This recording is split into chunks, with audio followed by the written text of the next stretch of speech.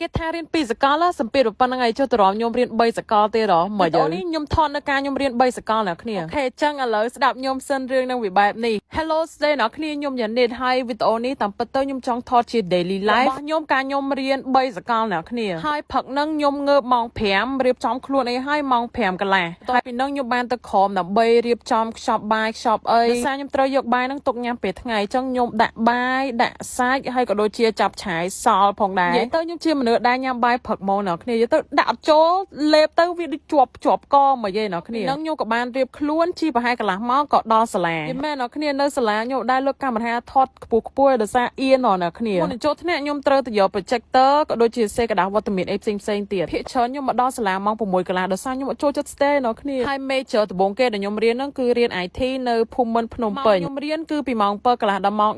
10:45ហើយឥឡូវនេះគឺគេបានចេញទៅផ្ទះហើយប៉ុន្តែខ្ញុំអត់ចេញទៅផ្ទះទេអ្នកគ្នាខ្ញុំដើរទៅកន្លែងម៉ូតូដើម្បីយកប្រអប់បាយខ្ញុំដែលខ្ញុំដាក់នៅសៀនម៉ូតូហ្នឹងពេលដែលថ្នាក់ IT ខ្ញុំបានរៀនចប់ខ្ញុំក៏បានយកបាយមកញ៉ាំនៅមុខស្រះហើយកន្លែងហ្នឹងគឺស្ថិតនៅក្រៅបណ្ណាល័យហ៊ុនសែនយើងហ្នឹងចាអ្នកគ្នាឥឡូវយើងធ្វើការដកប្រអប់បាយមកយកចាប់ឆាយរបស់យើងយកចេញមកញ៉ាំមកអ្នកគ្នាប្រកាសជាអត់សូវចូលចិត្តចាប់ឆាយប៉ុន្តែ I think I like ចាប់ឆាយហើយបន្ទាប់ពីហ្នឹងខ្ញុំក៏បានញ៉ាំចេកដើម្បីលាងមាត់ Yeah because we need to be healthy ហើយបន្ទាប់ពីហ្នឹងគឺខ្ញុំបានធ្វើដំណើរទៅសាលាទី2របស់ខ្ញុំគឺខ្ញុំរៀននៅសាលា Western អាពេលហ្នឹងនៅសាលាហ្នឹងគឺខ្ញុំប្រឡងជាប់ scholarship ហើយខ្ញុំរៀន major management ដែលយើងហៅថាគ្រប់គ្រងនឹងឯងទៅខ្ញុំចូលរៀនសាលានឹងតាំងពីខែ11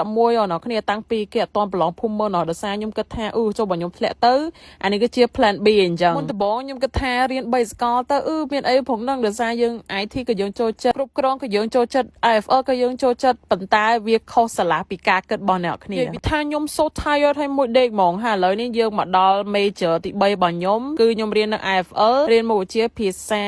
អង់គ្លេសហ្នឹងហើយអ្នកគ្នានៅពេលដែលចូលរៀនថ្មីថ្មងគ្រូបានសួរខ្ញុំថា Can you be mother and I was like sure I guess ពួកការរៀនអង់គ្លេសនេះវិញគឺខ្ញុំរៀនពីម៉ោង5កន្លះដល់ម៉ោង8កន្លះហើយលេងសើចអីអ្នកគ្នាបរិស្ថាននៅភូមិនោះគឺ so fresh ហ្មងហើយមើល sunset អ្នកគ្នា Oh my god so beautiful ហ្មងហើយកាត់មកពេលរៀនងឹតនេះគឺជា building ដែលខ្ញុំរៀនអ្នកគ្នាងឹត slope ហ្មងមើលនៅក្រៅហ្នឹងនិយាយសពទៅគឺខ្ញុំរៀនមកព្រឹកតយប់ហ្មងអ្នកគ្នាសំខាន់ណាស់យើងជិះម៉ូតូម្នាក់ឯងពេលយប់ទៀត guys just imagine this you are a girl driving a motor ពេលដែលខ្ញុំរៀនមួយខែដំបូងខ្ញុំគិតថា it's okay ប៉ុន្តែវាយូរទៅវាហត់ខ្លាំងហ្មងអ្នកគ្នាខ្ញុំអត់មានពេលរៀនពេលស្វ័យសិក្សាទៀតទេខ្ញុំក៏សម្រេចចិត្តបោះបង់ចោល major management នៅសាលា Western ហ្នឹងតែនៅសាលានោះ I really miss my friend ប៉ុន្តែ